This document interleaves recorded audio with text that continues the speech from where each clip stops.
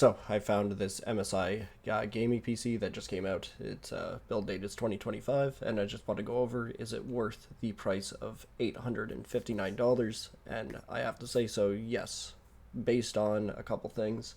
The i5-14400F is a 10-core, 16-thread processor.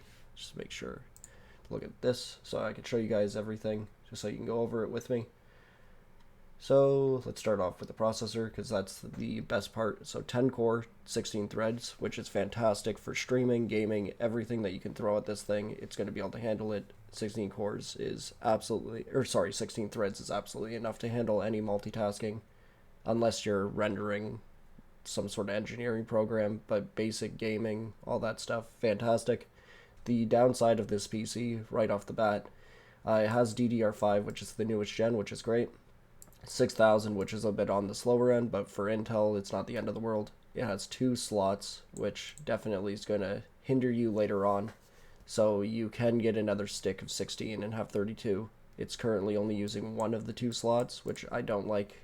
You're leaving a lot of performance on the table. You get probably on average on a CPU demanding game, if you add an extra stick, about 30 more frames per second. So getting a match to whatever stick comes with this, I would highly recommend. Says you can go up to 96, but you would have to replace both.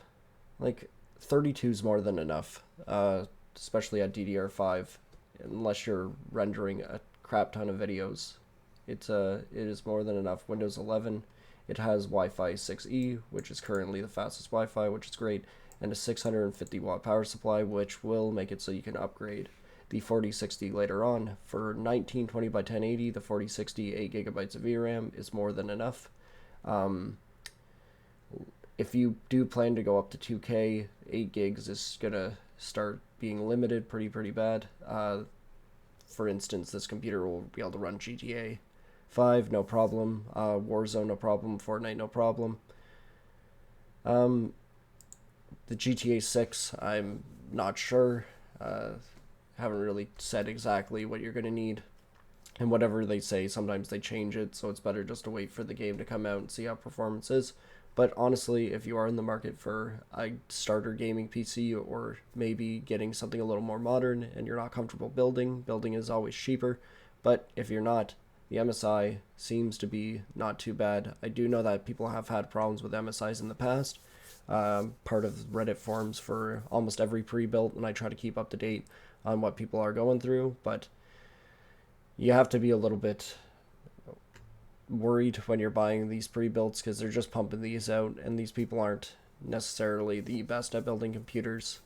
But I think it's worth the risk. If you're buying from a big retailer like Best Buy or Amazon, the return policies are normally pretty easy, pretty good, and usually pretty stress-free. You just bring it in and say, hey, this isn't working, I'd like a refund, and then they will give you a refund. I've had to return 2 PCs to Amazon that started to act up within the first couple months. I know it sucks, but I've also had another gaming PC that I had for about 4 years without a single problem.